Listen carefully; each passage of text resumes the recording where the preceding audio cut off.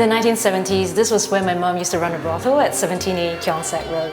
As a child, I didn't know this was a brothel. It was on the eve of my going to school when she told me not to tell anyone about where I live that I realized there must be something unusual about where she lived and worked. This was where I used to live, next door to my mom's brothel. I could not live in the brothel with her, and so this is where I spent the first 11 years of my life, being taken care of by my kaipo, my nanny. In these walkways outside 17A is where I used to see men standing here ogling at women that walked to and from the brothels that they worked in. And at 10 years old, I think that was when I first had the awareness that this probably is a red light district.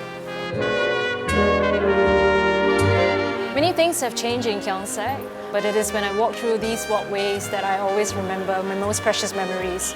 This is where my mom and I used to sit whenever she could steal some time away from her work, and we would watch the world go by. As an example of how much Keong Saik has changed, look at this corner of a boutique hotel. It used to be a mama store where I used to come here and get my sweets and read my magazines. Keong Saik today is very different from what it used to be.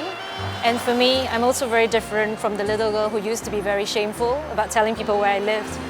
Today, I'm very proud to call this place my home. I've been very grateful for the opportunities to be able to write a book about this place, lead tours on this place, and talk about the stories of the people who used to live here.